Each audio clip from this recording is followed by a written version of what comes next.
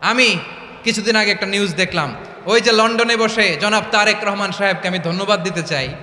উনি সংবাদ শোনা মাত্রই ওনার দলের অনেক চাঁদাবাজকে উনি বহিষ্কার করেছে। I do appreciate. প্রতিটি দলের এরকম ইনিশিয়েটিভ নেওয়ার দরকার আছে না নাই? যে কোনো দলে এই প্র্যাকটিসটা থাকার দরকার আছে না নাই? চাঁদাবাজদের সাথে আপনারা নিজেদেরকে মুক্ত ঘোষণা করবেন যে এরা আমার দলের কর্মী হতে পারে না। টেন্ডারবাজি, চাঁদাবাজি, দুর্নীতি, অপরাধ, দখলদারিত্ব, মজুদদারি, এগুলো সব কিছু একসাথে প্রতিরোধ করতে হবে, ঠিক কিনা বলেন? একটা মানবিক সমাজ যদি চাই, প্রতিরোধ করতে হবে। প্রিয় ভাইয়েরা, আল্লাহর শপথ নিয়ে বলি, এই নাসিহাতগুলো সবার জন্য, সব দলের জন্য, সব মতের মানুষের জন্য। আমরা কোনো দলের প্রতি মানুষকে ডাকি না, আমরা ডাকি ইসলামের দিকে। সব দলের, সব মতের, সব মানুষদেরকে আমরা আহ্বান জানাই, আসুন আমরা একটা সুন্দর সমাজ বিনির্মাণ করি। এই যে নতুন বাংলাদেশের এক সুযোগ এসেছে, আর জীবনে হয়তো আসবে না, সামনের 100 বছর এই সময় আসবে না। আসুন দেশটাকে আমরা সাজাই, আসুন আমরা দুর্নীতি বন্ধ করি, আসুন আমরা চাঁদাবাজি বন্ধ করি, আসুন আমরা দখলদারিত্ব বন্ধ করি, আসুন আমরা এক দল আরেক দলকে নিশ্চিহ্ন করার যে রাজনীতি, এটা বন্ধ করি। সব দলের প্রতি আমার আহ্বান, আমরা চাঁদাবাজ মুক্ত বাংলাদেশ চাই, জুলুম মুক্ত বাংলাদেশ চাই, ফ্যাসিজম মুক্ত বাংলাদেশ চাই, গুণ খুন খারাপি মুক্ত বাংলাদেশ চাই। আমরা নতুন ভোরের বাংলাদেশ চাই। ওই বাংলাদেশ পাওয়ার জন্য মুনকার প্রতিরোধে, অন্যায় প্রতিরোধে যদি বাঘের বাচ্চার মতো, আবু সাইদের মতো 2 হাত উঁচু করে, বুককে টান টান করে প্রসারিত করে দাঁড়াতে হয়, রাজি আছো মুসলমান? কারা কারা রাজি? আল্লাহকে হাত দেখিয়ে প্রতিজ্ঞা করো।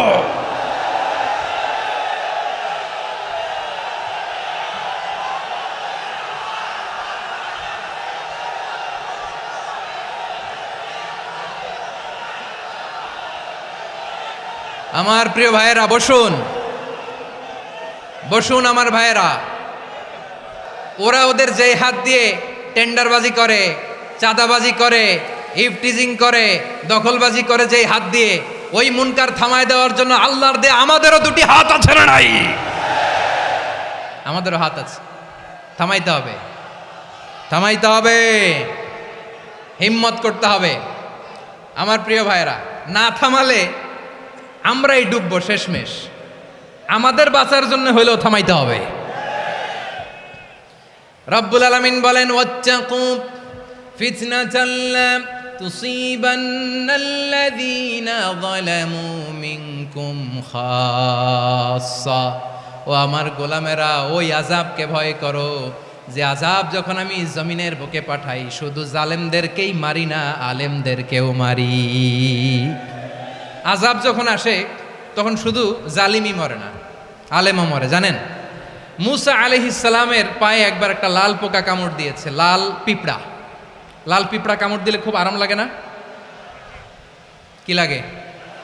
হ্যাঁ, জ্বলে না? লাল একটা পিঁপড়া কামড় দিছে, তো উনি রেগে মেগে পাশি দেখে লাল পিঁপড়ার বাসা, পা দিয়ে ডলে মুছে সবগুলো পিঁপড়া মেরে ফেলছে। এই ঘটনাটা আল্লাহ ঘটিয়েছেন, এজন্য মুসা আলাইহিস সালাম ছিলেন কালিমুল্লাহ, সরাসরি আল্লাহর সাথে কথা বলতেন। তিনি আল্লাহকে জিজ্ঞেস করেছিলেন, আল্লাহ তুমি যখন কোনো জনপদে আযাব পাঠাও, শাস্তি দাও, ওখানকার শুধু জালেমরাই তো মরে না, ভালো মানুষগুলাও মরে, তো আযাব দিবা মুশরিকদের উপর দিবা, অবাধ্যদের উপর দিবা, ভালো মানুষগুলারে মারো কেন? আল্লাহ বললেন, মুসা তোমার যে কামড় দিছিল পায়ের মধ্যে পিঁপড়া, কয়টা পিঁপড়া? জোরে বলেন। একটা পিঁপড়া, তো সবগুলারে মারলা কেন? রেগে মেগে পুরো পিঁপড়ার বাসা ভেঙে ম্যাসাকার করলা কেন? এই মুসা, আমি যখন অ্যাকশনে যাই, আমি যখন শাস্তি দেই, তখন এত বাস বিচার করা হয় না, বাস বিচার করা যায় না। যখন অ্যাকশনে যাওয়া হয়, ওইটা ডাইরেক্ট অ্যাকশন হয়ে যায়। চিল্লায় বলো ঠিক কি না? এজন্য আমাদের বাঁচার জন্য হলেও এই পাপ থামাতে হবে, এই শয়তানের অট্টহাসি থামাতে হবে, অন্যায় অপরাধ সমাজ থেকে আমাদের থামাতে হবে। কারণ আযাব আসলে ওরাও মরবে, আমরাও মরব। একটা জাহাজ 2 তলা, আপনি আছেন 2য় তলায়, শুনতেছেন? শুনতেছেন? জাহাজ কয় তলা? আপনি কোন তলায়? 2য় তলায়। নিচের তলার কিছু লোক জাহাজের তলা ছিদ্র করতে আরম্ভ করছে। কি ছিদ্র করতেছে? আচ্ছা, জাহাজের তলা ছিদ্র করলে তলা দিয়ে কি ঢুকে? এখন আপনি যদি বলেন আমার কি, আমি তো 2 তলায়, আমার কি, আমি তো সেফ, আমি ইন দ্য সেফ জোন, আমি তো ভালো আছি, আমি তো ভালো আছি, ওরা ছিদ্র করে ওরা মরবে। আসলে কি শুধু ওরা মরবে, নাকি তলা ফুটো হলে ভিতরে পানি ঢুকলে আপনারও সলিল সমাধি হবে? তলা দিয়ে যখন পানি ঢুকবে, জাহাজ ডুবলে আপনিও মরবেন। এজন্য নিজে মরার আগে ওই পাগলগুলোর নিচতলায় যে থামাতে হবে, চিল্লায় বলেন ঠিক কি না? এজন্য আল্লাহ বললেন মুনকার প্রতিরোধের দায়িত্ব সমাজের টপ টু বটম সবার। পুরো আম্মার দায়িত্ব, সরকার প্রধানের দায়িত্ব, প্রতিটি ফ্যামিলির প্রধান বাবার দায়িত্ব, বিশ্বনবী বললেন প্রতিটি সচেতন মুসলিমের দায়িত্ব। এজন্য মুনকার প্রতিরোধ করার দরকার আছে না নাই? সমাজে এই যে ইফটিজিং হয়, আপনার বোনের বয়সী একটা মেয়েকে কিছু বকাটে টিটকারি করে, এই বলে সেই বলে, নোংরা কথা বলে, রাস্তায় দেখেও আপনি পাশ দিয়ে না দেখার মতো চলে যান কেন? আপনি দাঁড়ান না কেন? আপনি দাঁড়ালেই তো থেমে যাবে, কারণ সত্যের যে শক্তি তার সামনে মিথ্যা মুখ থুবড়ে পড়ে। আপনার সামনে ও কিছুই না, নাথিং। আপনি দাঁড়ান, ওকে প্রশ্ন করেন যে আমার বোনকে তুমি ডিস্টার্ব করো কেন? আপনাকে দেখে আরো 5 জন দাঁড়াবে, 5 জনকে দেখে আরো 10 জন দাঁড়াবে। আমাদের নীরবতা আর আমাদের নিশ্চুপ থাকাই জালিমদেরকে আরো শক্তিশালী জালিম বানিয়েছে। এজন্য মুনকার প্রতিরোধের দায়িত্ব আমাদের সবার। রাব্বুল আলামিন বলেন ওয়ায়ানহা আনিল ফাহশাই ওয়াল মুনকারি ওয়াল বাগি ইয়াইদুকুম লাআল্লাকুম তাযাক্কারুন। বসুন। আল্লাহ বললেন আমি অশ্লীলতাকে নিষেধ করি, আমি সব ধরনের মন্দ কাজকে নিষিদ্ধ করি, সব শেষে আমি সীমা লঙ্ঘনকে তোমাদের জন্য নিষিদ্ধ করি। আলোচনা মনে আছে তো, না ভুলে গেছেন? নিষিদ্ধ করেছেন কয়টা জিনিস? 1 নম্বরে অশ্লীলতা, 2 নম্বরে মুনকার তথা সব মন্দ কাজ, 3 নম্বরে আল বাগি সীমা লঙ্ঘন, ক্রসিং দ্য লিমিট। সীমা লঙ্ঘন করা ভালো না। We all should know our limits. চিল্লায় বলেন ঠিক কিনা? একই আয়াতে আল্লাহ বললেন কুল ইন্নামা حرم ربي الفواحش ما ظهر منها وما بطن والإثم والبغي بغير الحق। অন্যায় ভাবে যে অবাধ্য হয়, যে সীমা লঙ্ঘন করে, তাদেরকেও আমি এটা হারাম করে দিলাম। সীমা লঙ্ঘন করা হারাম, সীমা লঙ্ঘন করা হারাম। আল্লাহ বারবার বারবার আমাদেরকে ওয়ার্নিং দেয়। যখন আমরা থামি না তখন আল্লাহ ধরে, আর যখন ধরে তখন ছাড়ে না। ধরে ধরে ধরে না, ধরলে আল্লাহ। ফেরাউনকে কিন্তু হুট করে ধরে নাই, আপনারা জানেন 9 বার ওয়ার্নিং দিয়েছে। ফেরাউনকে আল্লাহ তাআলা ওয়ার্নিং দিয়েছিল কয়বার? বীর চট্টলার বীর সেনানীরা আওয়াজ করে বলেন ফেরাউনকে ধরার আগে ওয়ার্নিং দেওয়া হয়েছিল কয়টা? রব্বুল আলামিন বলেন ওয়ালাকাদ আতাইনা মূসা 9 আয়াতিন বাইয়িনাত, 9টা মুআজিজা দেখিয়েছি। 1 2 3 বারবার এইভাবে রিমাইন্ডার, ওইভাবে রিমাইন্ডার, এইভাবে নসিহাত, ওইভাবে দাওয়া। ফাকুলা লাহু কাওলান লাইয়িনা, নরম করে বলো, সফট করে বলো, যত ওয়ে হতে পারে দাওয়া মেথডোলজির। মুসা আলাইহিস সালামের সব অ্যাপ্লাই শেষ, 10ম বারে যে আল্লাহ ধরছে। 10ম বারে যে ধরেছে। এজন্য আল্লাহ বলেন আমি সীমালঙ্ঘনকে পছন্দ করি না। কোরআনের অন্য আয়াতে বাগীকে বলা হয়েছে আল ইতিদা, সীমালঙ্ঘন যারা করে তাদেরকে আল্লাহ বলেছেন মুতাদিন।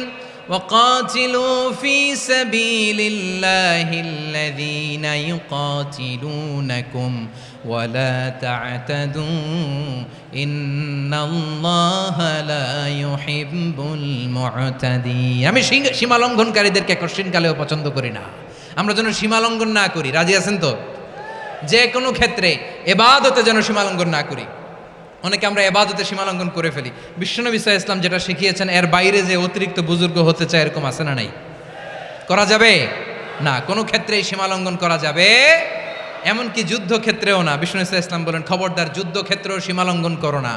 কি সুন্দর ইসলাম আমরা পেয়েছি। বিশ্বনবী বলেন খবরদার যুদ্ধের ময়দানে কোনো নারীর গায়ে হাত তোলো না, কোনো শিশুর গায়ে হাত তোলো না, কোনো গবাদি পশু হত্যা করো না, কোনো শস্যক্ষেত্র ধ্বংস করো না, ইবাদতরত অন্য ধর্মের কোনো সন্ন্যাসীর গায়ে হাত তুলো না। বলেন সুবহানাল্লাহ। তাহলে আমরা সীমা লঙ্ঘন করতে পারবো? প্রিয় ভাইরা, একটা সুখী সমৃদ্ধ, শান্তির সমাজ, মানবিক সমাজ যদি আমরা গঠন করতে চাই, আমাদের আল্লাহর দেয়া কয়টা আদেশ মানতে হবে বলেন দেখি? সবাই বলেন কয়টা? আর বেঁচে থাকতে হবে কয়টা জিনিস থেকে? আওয়াজ করে বলেন কয়টা? আচ্ছা, আদেশ নাম্বার 1 কি ছিল বলেন? আল্লাহর আদেশ কি? 1 নাম্বার আদাল, ন্যায়পরায়ণতা। আমরা সুবিচার, সুশাসন, ন্যায় বিচার চাই কি চাই না? 2 নম্বরে কি ছিল? মাশাআল্লাহ, আওয়াজ করে বলেন 2 নম্বরে কি ছিল?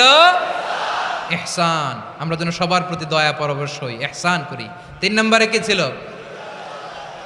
নিকটাত্মীয়দের দান করা, তাদের অধিকার প্রাপ্য বুঝিয়ে দেওয়া। পাশাপাশি 3টা জিনিস থেকে আল্লাহ বারণ করেছেন, নিষেধ করেছেন। তার প্রথমটা ফাহশা, অশ্লীলতা। অশ্লীলতার সাথে আমাদের কোনো সম্পর্ক। আজকের এই ঐতিহাসিক চট্টগ্রামের প্যারেড ময়দান থেকে আমরা যত ধরনের মা তাহারা মিনহা মা বাতান, প্রকাশ্য অপ্রকাশ্য, দৃশ্যমান অদৃশ্যমান, সব অশ্লীলতা থেকে নিজেদেরকে মুক্ত ঘোষণা করলাম। অশ্লীলতাকে আমরা না বলে দিলাম। আওয়াজ করে সবাই বলুন নো। অশ্লীলতার সাথে আমাদের কোনো সম্পর্ক। 2 নম্বর নিষেধাজ্ঞা কি ছিল? আল মুনকার, সমাজের যত মন্দ কাজ এগুলোকে আমরা প্রতিরোধ করব। রাজি আছেন তো সবাই? 3 নম্বরে আল বাগি, সীমালঙ্ঘন। কোন মুসলিম সীমালঙ্ঘন করে না, এমনকি যুদ্ধক্ষেত্রেও না। আওয়াজ করে বলেন ঠিক কি না?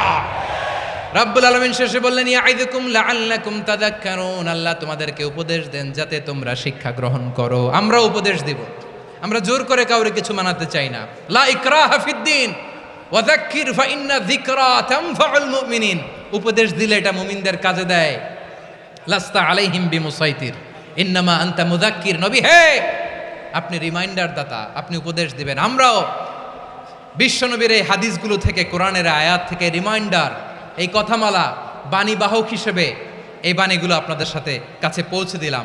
আমরা আল্লাহ তাআলার কাছে প্রার্থনা করি, আল্লাহ আমরা যেন আদল দিয়ে আমাদের সমাজকে গঠন করতে পারি। আল্লাহ আমরা যেন ইহসান করতে পারি, আমরা যেন নিকটাত্মীয়দের দান করতে পারি।